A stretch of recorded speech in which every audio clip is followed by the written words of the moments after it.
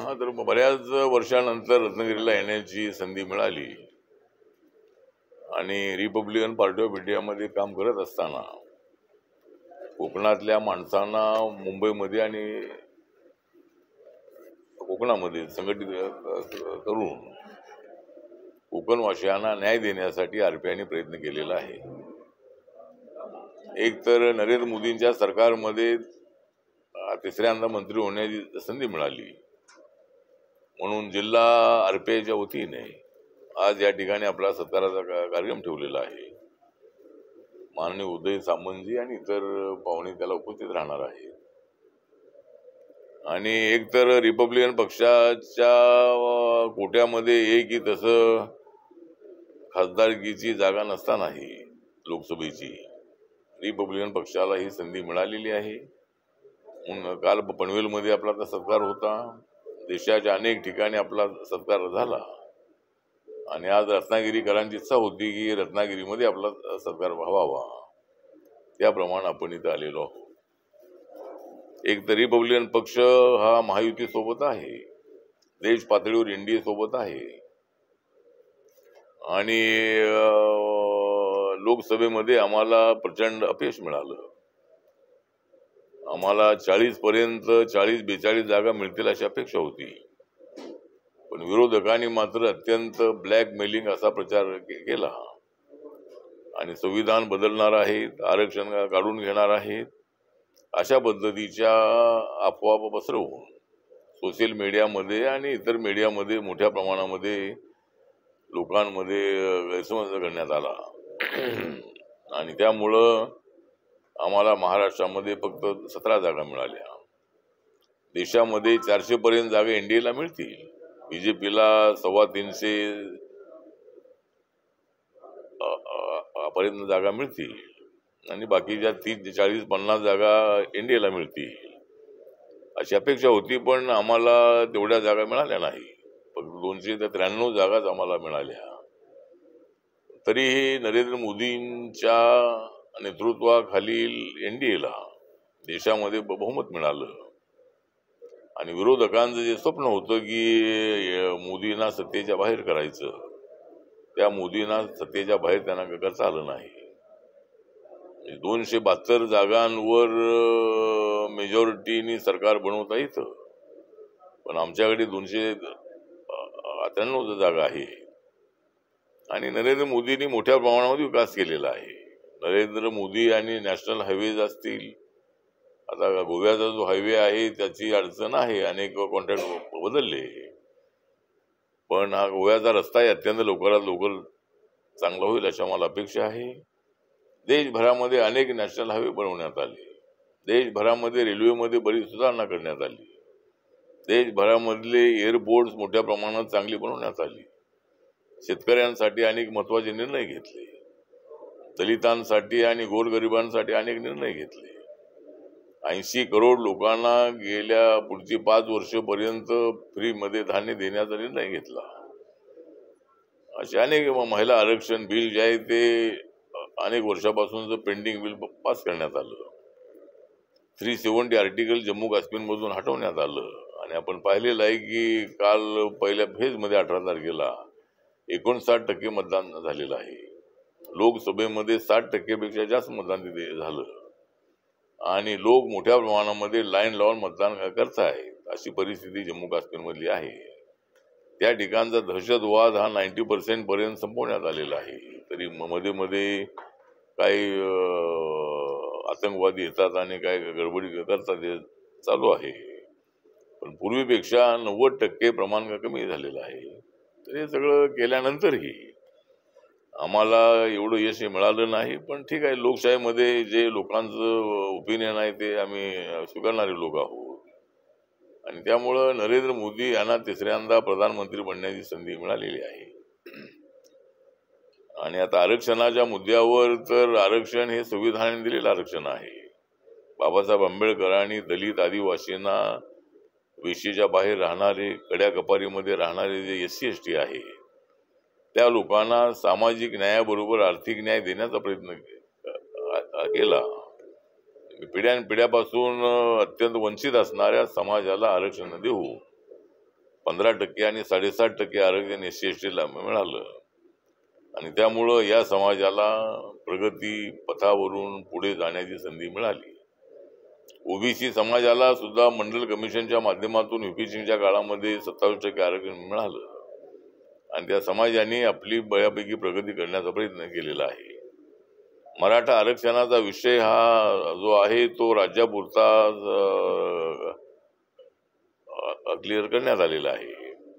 मराठा समाजाला 10% आरक्षण देण्याचा निर्णय एकनाथ शिंदे, देवेंद्र फडणवीस, अजितदादा पवार यांच्या सरकारने घेतलेला आहे आणि आता केंद्रामधून आता केंद्राने तर आम्ही 10% आरक्षण इकॉनॉमिक विकर सेक्शनला देण्याचा निर्णय घेतलेला आहे आणि त्याच्यामध्ये मराठा समाज, ब्राह्मण समाज, लिंगायत समाज, ज्या समाजाला आरक्षण मिळत नाही आहे अशा समाजाला आरक्षण देण्याचा निर्णय 5 वर्षापूर्वी आमच्या सरकारने घेतला आणि त्याचा फायदा हा मराठा समाज आणि ब्राह्मण समाज या लोकांना काही टक्के होतच आहे. पण स्वतंत्र मराठा समाजाला आरक्षणाची जी मागणी आहे ती मागणी रास्तच मागणी आहे. मराठा समाजाला आरक्षण म्हणजे सगळ्या मराठा समाजाला आरक्षण द्या असं त्यांची मागणी नाही. त्यांची मागणी आहे ज्यांचं उत्पादन 8 लाखाच्या आतमध्ये आहे अशाच गरीब मराठ्यांना ते आरक्षण मिळालं पाहिजे ही मनोज जरांगे पाटील आणि मराठा समाजाची मागणी आहे आणि त्यासाठी राज्य सरकार अत्यंत पॉझिटिव्ह आहे. राज्य सरकारने निर्णय घेतलेला आहे आणि 10% आरक्षण पोलीस भरती असेल, MPSCची भरती असेल किंवा राज्याच्या अनेक डिपार्टमेंटच्या रिक्रुटमेंट असतील त्या ठिकाणी भरतीमध्ये मराठा राजपूत आहेत, रेड्डी आहेत, अशा लोकांना कसलं आरक्षण द्यायचं याचा विचार करावा लागेल. त्याप्रमाणे गरीब लोकांना आरक्षण मिळालं पाहिजे आणि आता इकॉनॉमिक विकर सेक्शनला आरक्षण मिळाल्यामुळं सर्व जाती जमातींना आरक्षण मिळालेलं आहे. त्यामुळं राहुल गांधी यांनी आरक्षण आम्ही खत्म करू अशी जी भाषा वापरलेली आहे त्याबद्दल राहुल गांधींचं जे त्यांच्या विरोधामध्ये रिपब्लिकन पक्षाने राज्यामध्ये देशभरामध्ये आंदोलन केलेलं आहे आणि राहुल गांधी हे अत्यंत बाहेर गेले की देशाची बदनामी करतात. राहुल गांधी एक जबाबदार नेते आहेत. ते म्हणतात की लोकशाही धोक्यात आलेली आहे पण तुमच्या सरकारला तुमच्या पक्षाला 99 जागा मिळालेल्या आहेत. विरोधी पक्षांना जवळजवळ 273 पर्यंत 272 पर्यंत जागा 234 पर्यंत जागा मिळालेल्या आहेत. याचा अर्थ लोकशाही धोक्यात नाही आणि या देशामध्ये लोकशाही धोक्यामध्ये कधी येऊ शकत नाही. बाबासाहेब आंबेडकरांनी दिलेली लोकशाही, बाबासाहेबांनी दिलेलं संविधान, हे संविधान बदलण्याचा कुणालाच अधिकार नाही. पण अफवा पसरवून लोकांमध्ये गैरसमज पसरवून मतं घेण्याचा प्रयत्न लोकसभेत झाला पण विधानसभेमध्ये त्यांचा डाव आम्ही उधळून टाकल्याशिवाय राहणार नाही आणि विधानसभेमध्ये आमची महायुती जी आहे BJP, शिवसेना, राष्ट्रवादी काँग्रेस, RPI ची जी आमची युती आहे महायुती आहे, महायुतीला क्लिअर मेजॉरिटी मिळेल आणि नक्की आम्ही सरकार बनवू अशा पद्धतीचा आम्हाला विश्वास आहे. आज इथं आल्यानंतर रत्नागिरीच्या अधिकाऱ्यांच्या बरोबर मी चर्चा केली आणि त्याच्यामध्ये आपल्याला एक चांगली गोष्ट ऐकायला मिळाली ती ही की ज्या अॅट्रॉसिटी केसेस आहेत त्या 95 पासून ते 24 पर्यंत फक्त 305 केसेस आहेत अॅट्रॉसिटीच्या. म्हणजे रत्नागिरी जिल्ह्यामध्ये दलित आणि सवर्ण जे आहेत ते अत्यंत जवळीक असणारे ठेवणारे असे आहेत आणि बाकीच्या जिल्ह्याच्या तुलनेमध्ये फार 1% पेक्षा कमी केसेस जे आहेत त्या जिल्ह्यामध्ये आहेत अशी माहिती आपल्याला मिळाली.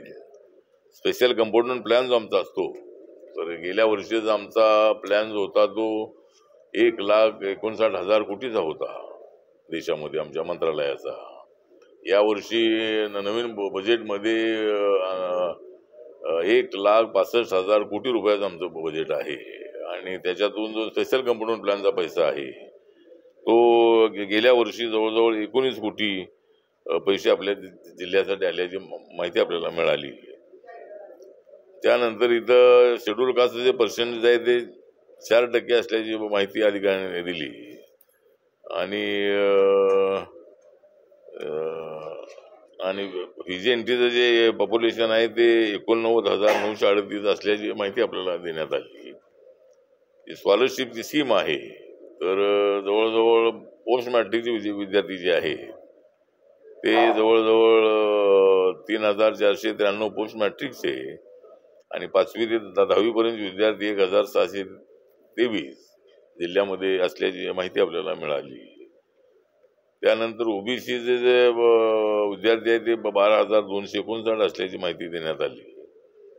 आणि एक निर्वाह भत्ता नावाची एक स्कीम आहे, तर ती एका विद्यार्थ्याला महिन्याला 15,000 रुपये अशा पद्धतीनं 18 विद्यार्थ्यांना 2,70,000 रुपये देण्यात आल्याची माहिती दिली. एक स्वाधार योजना एक आहे, ज्या विद्यार्थ्यांना हॉस्टेलमध्ये प्रवेश मिळत नाही आणि जे जिल्ह्याच्या ठिकाणी उच्च शिक्षण न घेतात त्या विद्यार्थ्यांना एका महिन्याला 38,000 ते 60,000 एवढी रक्कम आम्ही एका वर्षाला देतो.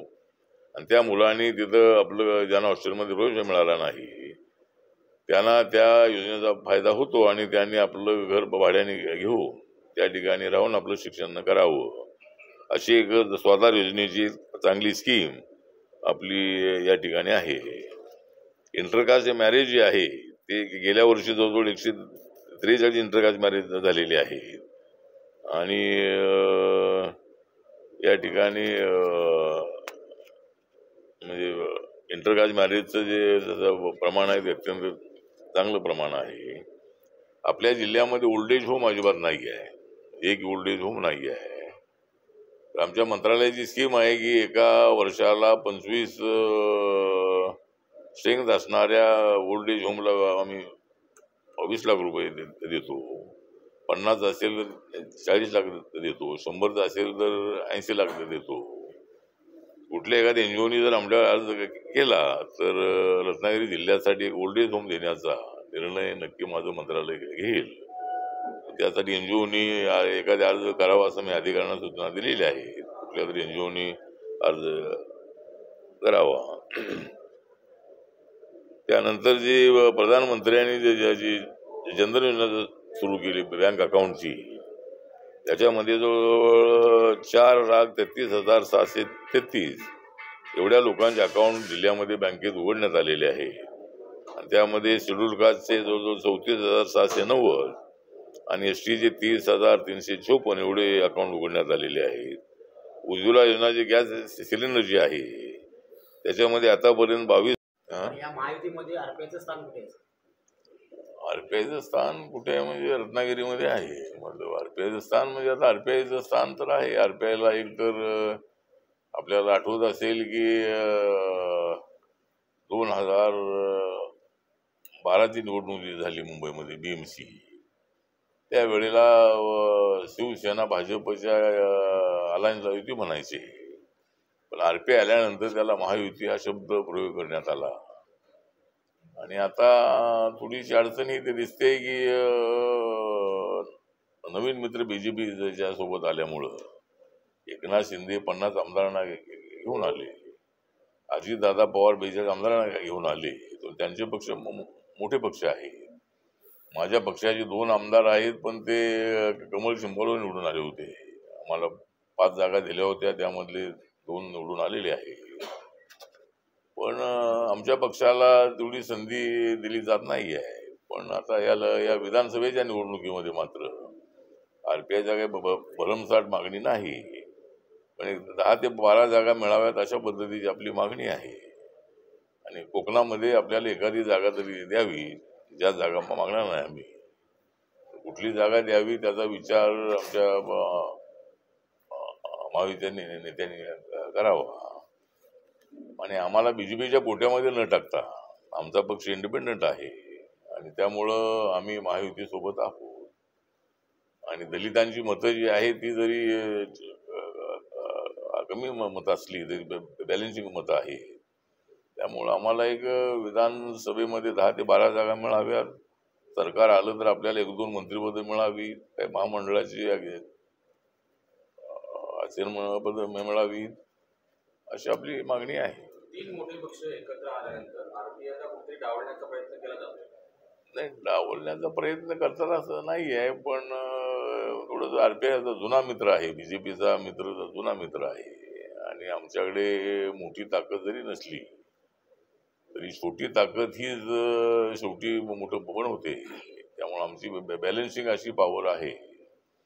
त्यामुळे डावलतायत असं नाही, पण आरपीआयचा विचार विधानसभेच्या निवडणुकीमध्ये करावं. एक आमचा समाज आमच्या पाठीशी आहे. आरपीआय मध्ये किती गट असलेही तरी माझा गट हा ग्रासरूटवर काम करणार आहे. माझा गट देशाच्या कानाकोपऱ्यामध्ये जाऊन पोहोचलेला आहे. नॉर्थ ईस्ट मध्ये, नागालँडमध्ये माझ्या पक्षाचे 2 आमदार निवडून आलेले आहेत. मणिपूरमध्ये माझ्या पक्षाला रिकग्नायझेशन मिळालेलं आहे आणि महाराष्ट्रामध्ये सर्व जिल्ह्यामध्ये आमचा पक्ष आहे, सर्व तालुक्यामध्ये आमच्या कमिटी आहे. त्यामुळं कार्यकर्त्यांना थोडं जाणवतंय की आम्हाला डावलतायत की काय, पण ते डावलू नये. आपल्याला विधानसभा जिंकायची असेल. तुम्हाला कारण तुमचा कार्यकर्ता सध्या इथे नाराजी सूर व्यक्त करतोय की जेव्हा भाजप असेल किंवा राष्ट्रवादी असेल किंवा मग शिंदेगड असेल, या तिघांव्यतिरिक्त आरपीआयचं नावच कुठे दिसत नाही.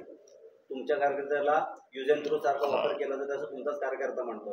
काय सांगा? नाही, कार्यकर्ते म्हणतात त्यांची भावना बरोबर आहे की आरपीआय हा त्यांच्यासोबत आहे, पण कदाचित त्यांची अडचण ही दिसते की 3च पक्षाचे मंत्री हे त्या मंत्रिमंडळामध्ये आहे आणि त्यामुळं आता आरपीआयचं नाव घेतलं तर पुन्हा महादेव जानकर आहेत, विनय कोरे आहेत, त्यानंतर सदाभाऊ खोत आहेत, अशा अनेक इतर मित्र, आपली विनायक मेटेंची पार्टी आहे, अशा पार्ट्या आपल्यासोबत आहे. पण मला असं वाटतं की आरपीआयचं नाव घेणं अत्यंत आवश्यक आहे.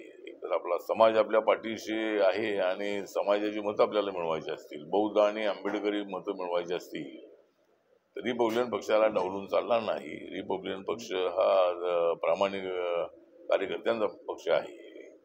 त्यामुळं एकदा आम्ही देवेंद्र फडणवीस यांच्याशी बोलणार आहोत, मुख्यमंत्र्यांशी बोलणार आहोत आणि यांना विधानसभेमध्ये जर आमच्यावर अन्याय होऊ नये अशी आमची भूमिका आहे. अपेक्षित जागा न मिळाल्याची आपली भूमिका काय असेल?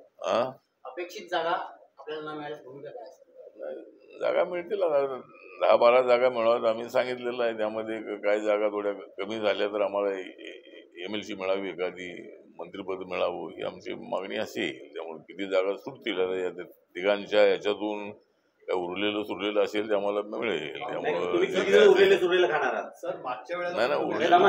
नाही उरलेलं मिळालं तरी आम्ही तिथे निवडून येऊ. उरलेलं असलं तर ती जागाच असणार आहे. त्या तिघांच्या याच्या चर्चेतून त्यांच्या जागा कुठल्या सुटतील त्याच्यातून आरपीआयचा प्रभाव ज्या ठिकाणी आहे अशा जागा काय रिझर्व्ह जागा आणि काही जनरल जागा ज्या आहेत, विदर्भ आहे, मराठवाडा आहे, कोकण आहे, पश्चिम महाराष्ट्र आहे, नाशिक डिव्हिजन आहे, अशा ठिकाणी एक 10-12 जागा द्याव्यात अशी आमची मागणी आहे. तिघांच्या कोट्यातून द्याव्यात. आम्हाला एकनाथ शिंदे आणि अजितदादा पवार यांनी बीजेपीच्या कोट्यातून आम्हाला समजू नये. आमचा फायदा तुमच्या उमेदवाराने होणार आहे. 17 लोक निवडून आली त्याच्यामध्ये आमचा वाटा आहेच आहे.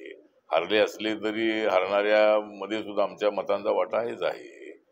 त्यामुळे तिघांनी मिळून आम्हाला एक 10 ते 12 जागा देण्याच्या संबंधातला निर्णय घ्यावा आणि दलित मतं आहे ही मतं आपल्या बाजूला वळवण्यासाठी आपल्याला प्रयत्न करायचा आहे. आरक्षणाच्या मुद्द्यावर आणि संविधानाच्या मुद्द्यावर यावेळेला महाविकास आघाडीला यश मिळणार नाही आहे. त्यामुळे विकासाच्या मुद्द्यावरच त्याचा निर्णय होणार आहे आणि लाडकी बहीण योजनेचा फायदा महाराष्ट्रामध्ये अत्यंत चांगला होणार आहे. महिलांची मतं जी आहेत ती चांगल्या पद्धतीने आम्हाला मिळतील आणि आम्ही जो काम केलेला आहे त्याचा फायदा नक्की आम्हाला मिळेल अशी अपेक्षा आहे.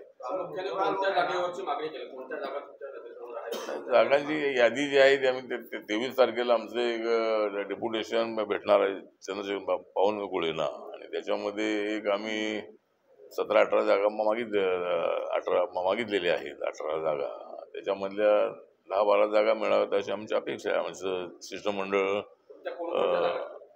त्या जागाची यादी आहे. यादी आता जागांची 18ची यादी आहे. 18 आता सांगत नाही मतदारसंघ. ठीक आहे, दावा केलाय मतदारसंघ. यादी नाही, यादी आम्ही ते दिल्यानंतर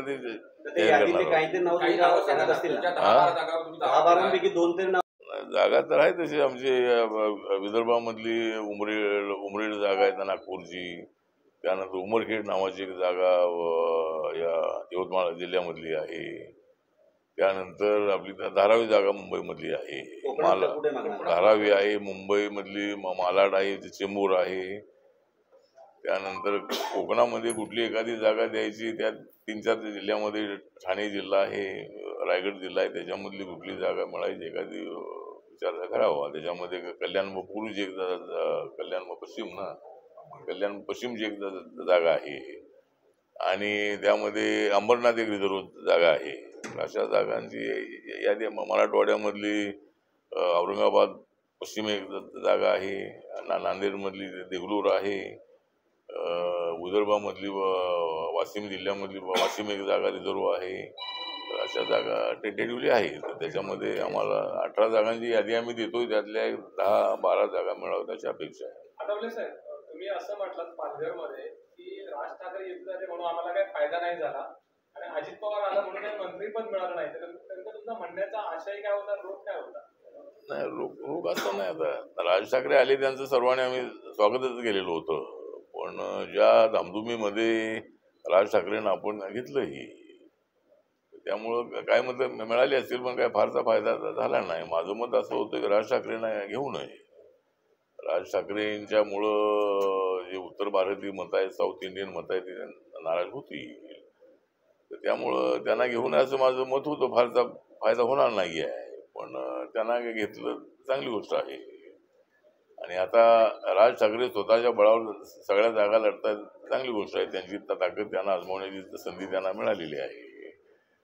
परंतु आणि दुसरं काय, आणि आपले अजितदादा आल्यानंतर म्हणजे देवेंद्र फडणवीस हे आम्हाला म्हणाले होते की सुरुवातीला एक मंत्रिपद आम्हाला द्या अशी आमची मागणी होती, पण देवेंद्र फडणवीस यांनी सांगितलं की 2-3 महिन्यामध्ये दुसरा विस्तार होणार आहे.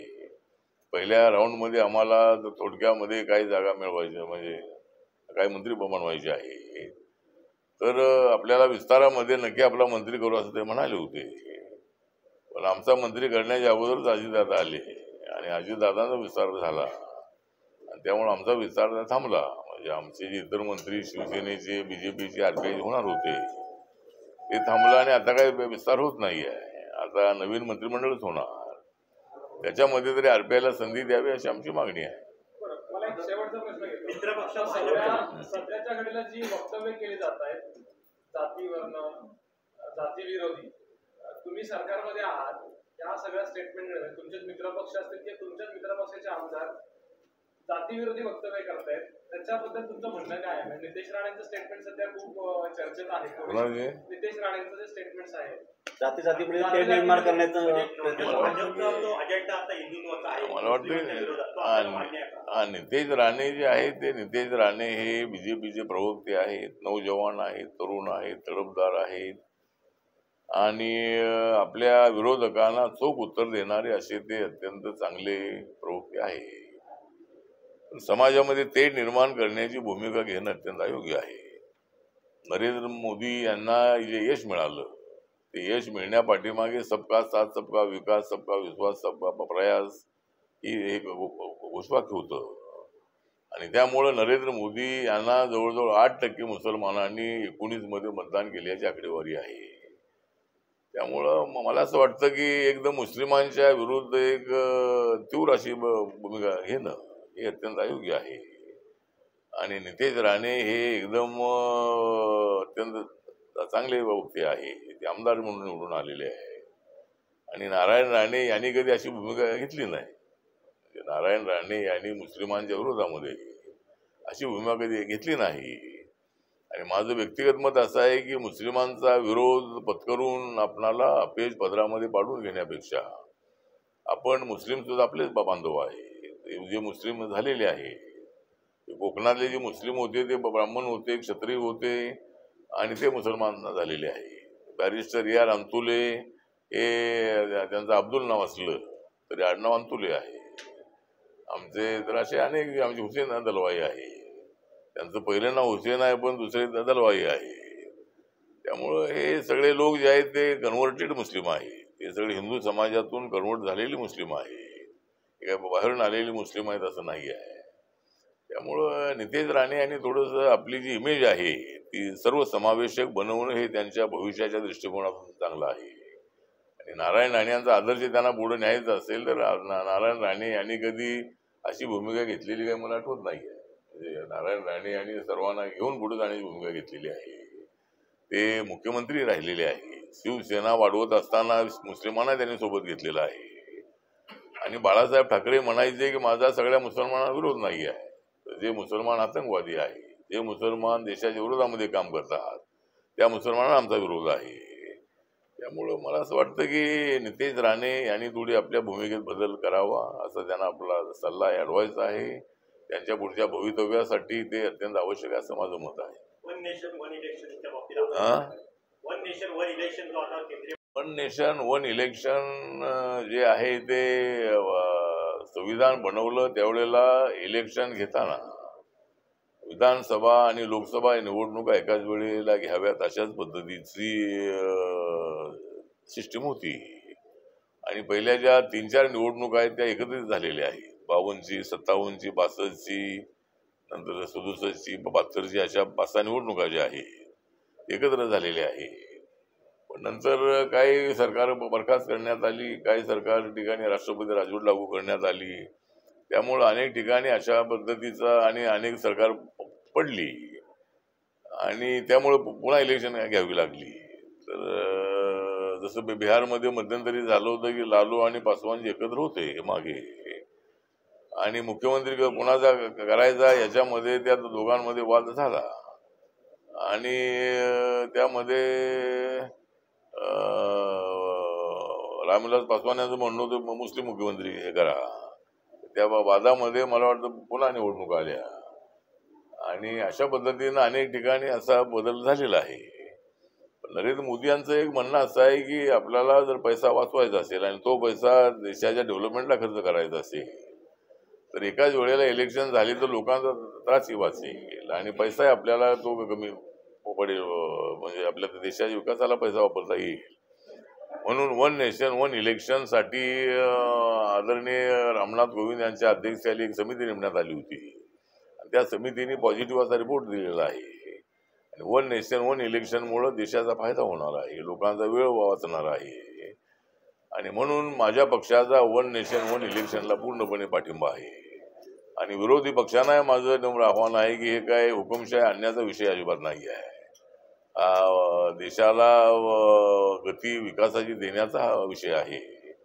म्हणून वन नेशन वन इलेक्शनला माझ्या पक्षाचा पूर्ण पाठिंबा आहे. आणि ज्या पद्धतीनं महिला आरक्षण बिल एक मताने संमत झालं त्याप्रमाणे हे बिल पास व्हावं आणि 2029च्या ज्या निवडणुका होतील त्यावेळेला सर्व लोकसभा आणि विधानसभा एकत्रित निवडणुका होतील अशा पद्धतीचं बिल हे विंटर सेशनमध्ये नोव्हेंबरच्या पार्लमेंटमध्ये येणार आहे. एवढ्याला सगळ्या पक्षांनी पाठिंबा देऊन हे बिल एक मताने पास करावं अशी विनंती आमची सगळ्या विरोधी पक्षांना आहे. तर काय बदल झाला हे आपण बघितलं. म्हणजे आता तशी स्थिती नाही. अनेक राज्यांमध्ये कॉलिशनचं गव्हर्नमेंट आहे. कुठेही काही होऊ शकतं, कधीही सरकार कोसळू शकतं. मग एखाद्या राज्यामध्ये जर सरकार कोसळलं आणि केंद्रामध्ये सत्ता अबाधित असेल तर अशा वेळेला काय करणार? त्यासाठी त्याचा विचार आता जे बिल आहे ते बिल पास करत असताना सर्वांनी सूचना मांडाव्यात. आपण मांडलेली सूचना हे रास्त आहे की उद्या अनेक वेळेला एकाच पक्षाचं सरकार येईल असं नाही. पूर्वीच्या काळामध्ये काँग्रेसची सरकार असायची पण नंतर कोलिशन गव्हर्नमेंट होण्याची सिस्टीम किंवा अशा लोकमतांच्या याच्यावरती अशी सरकार आली आणि कुणाचं काय ऐकलं नाही काय नाही त्यांनी पाठिंबा काढला की सरकार पडलेली आहे. तर आता हे बिल बनवताना या गोष्टीचा बारकाईनं लक्ष देणं अत्यंत आवश्यक आहे. सुरुवातीला वन नेशन वन इलेक्शन होतं पण नंतर अशा अडचणीमुळं पुन्हा ते अशा अडचणी आलेल्या आहे. म्हणून त्याच्यामध्ये काय बदल करायचा, त्याच्यामध्ये काय त्यांना कोणाला पाठिंबा घेण्याचा किती अधिकार आहे. पूर्वी 1/3 लोक फुटले तर त्याला मान्यता होती. नंतर जास्त लोक फुटू लागल्यामुळं नंतर कायदा करण्यात आला 2/3चा. तरी सुद्धा फाटाफुटी झालेली आहे. त्यामुळे या सगळ्या गोष्टीचा विचार करूनच आपल्याला कायदा करावा लागेल. त्यामुळे जर वन नेशन वन इलेक्शनचा जर आपल्याला परमनंट असा फॉर्म्युला पुढे करायचा असेल तर अशा पद्धतीचं फूट कोणाला करता येणार नाही. एकदा पाठिंबा दिला की त्यांनी 5 वर्षापर्यंत पाठिंबा राहिला पाहिजे असं बंधन त्याच्या कायद्यामध्ये जर असेल तर मग ही फाटाफूट होणार नाही. त्यासाठी सर, बिल बनवताना अशा सगळ्या गोष्टींचा विचार एक करावा शेवटचा लागेल. प्रश्न आहे. राज्यामध्ये आठवले काम करत होते त्यावेळेला मंत्रिपद आठवलेनाच, केंद्रामध्ये आता आठवले काम करतायत, मंत्रिपद आठवलेनाच. आठवले कोणती जादूची कांडी करतात समोरच्या सरकारवर? नाही आता नाही, मी मंत्री झालो, आता मी इथंही मंत्री होतो आणि महाराष्ट्रामध्ये आमचे मंत्री तर दयानंद मस्के झालेले आहेत, गंगाधर गाडी मंत्री झालेले आहेत, अविनाश मातेर मंत्री झालेले आहेत, काही महामंडळे आम्हाला मिळालेली आहेत, काही महापौर पद डेप्युटी महापौर पद मिळालेले आहे. पण आता मी लोकसभेमध्ये 3 वेळेला होतोही, पण मला त्यावेळेला केंद्रामध्ये काही मंत्रिपदाची संधी मिळाली नाही. पण या वेळेला मला 3ऱ्यांदा मंत्रिपद मिळालेलं आहे. कारण आता मी एकटाच माझ्या पक्षाचा राज्यसभेवर असल्यामुळं मलाच मंत्री मिळालेलं आहे. त्यामुळे जादूचा विषय नाही आहे. माझ्या पक्षाचा आहे की राज्य लोकसभेमध्ये माणूस नसतानाही नरेंद्र मोदी यांचा माझ्यावर पूर्णपणे विश्वास आहे. देशभरामध्ये माझे दौरे होतात आणि आमच्या सरकारचा जो अजेंडा आहे तो लोकांच्या समोर मी मांडत असतो आणि सर्व दलितांना नरेंद्र मोदी आणि NDAच्या बाजूला वळवण्याचा माझा सातत्यानं प्रयत्न असतो. याची कल्पना नरेंद्र मोदींना असल्यामुळं मला 3ऱ्यांदा मंत्रिपद मिळालेलं आहे आणि आता 3ऱ्यांदा मी तर आहेच, पण 4थ्यांदा सुद्धा मंत्रिपद मिळेल अशी मला अपेक्षा आहे. चला. शरद पवारांच्या पक्षामध्ये इन्कमी वाढतंय. शरद पवारांच्या पक्षामध्ये मागची स्थिती बदलली. त्यावेळेला भाजपमध्ये अनेक लोक जात होते आणि शरद पवारांच्या पक्षात भाजपमधले अनेक मंडळी जात आहेत.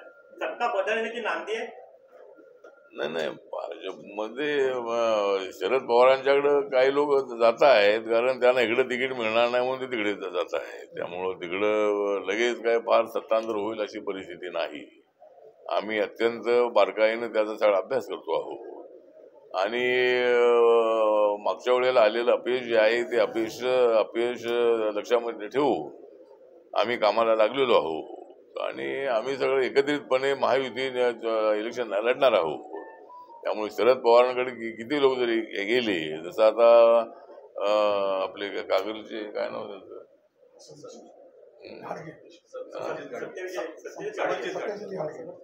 गाडगे, ते गाडगे गेले कारण मुश्रीफ आणि त्यांचा वाद अनेक वर्षापासूनचा आहे आणि आता मुश्रीफ आल्यामुळे इकडं त्यांना काही तिकीट मिळणार नव्हतं.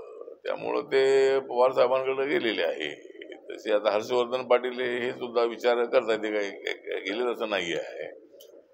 जर त्यांना MLC वगैरे मिळाली तर ते जाणार नाहीत, पण त्यांना वाटतं की तिथं ते सिटिंग जो आमदार आहे ते आमदार आहे ते आपल्या अजितदादा पवार गटाचे आहे, तर त्यांना ते तिकीट मिळालं तर ते जाणार नाही, पण ते गेले नाही तर ते दुसरे जातील. त्यामुळं त्यांना खात्री नाही ते पवारांच्याकडे जात आहे. नाही, ज्यांना तिकीट इकडे मिळणार नाही असं वाटतंय ते तिकडे जात आहे. त्यामुळं जसं BJP मध्ये मोठ्या प्रमाणात लोक आले, पण तसं महाविकास आघाडीचं होणार नाहीये. महाविकास आघाडीमध्ये कोण मुख्यमंत्री होणार हा वाद आहेच आहे. त्यानंतर आता कोण 1 नंबर आहे, तर काँग्रेसचं म्हणणं आहे आम्ही 1 नंबर आहोत. तर आता काँग्रेसची सध्या 13 जागा निवडून आल्यामुळे 1 नंबरला आहे. उद्धव ठाकरे 9 जागा आल्यामुळे 2 नंबरला आहे आणि शरद पवारांच्या 8 जागा आल्यामुळे ते 3 नंबरला असले तरी त्यांनी कमी जागा लढून त्यांनी 8 जागा निवडून आणल्या. काँग्रेसने कमी जागा लढून त्यांनी 13 जागा निवडून आणल्या, पण जास्त जागा लढून उद्धव ठाकरेंच्या कमी जागा आल्या, 9 जागा आल्या आणि एकनाथ शिंदे यांच्या कमी जागा लढून 7 जागा निवडून आल्या. उद्धव ठाकरेंपेक्षा 2 जागाच कमी आल्या आणि मागच्या वेळेला शिवसेनेत 18 जागा होत्या, आता 9 आणि 7 16 जागा आहे.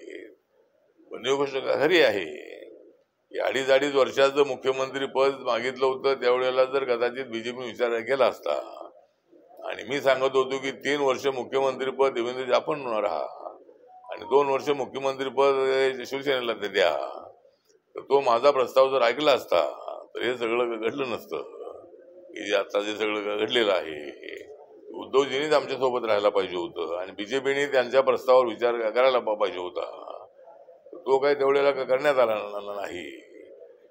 त्यामुळं हे सगळं घडलेलं आहे. तरी उद्धवजी जर आमच्यासोबत राहिले असते तर धनुष्यबाण त्यांच्या हातात राहिलं असतं. त्यांनी मुख्यमंत्री पद त्यांना 2.5 वर्ष तिकडे मिळालं, शिवसेनेला ते 2.5 वर्ष मिळालं आणि दुसऱ्या शिवसेनेला हे 2.5 वर्ष मिळालं. त्यामुळे 5ही वर्ष मुख्यमंत्री शिवसेना राहिलेला आहे.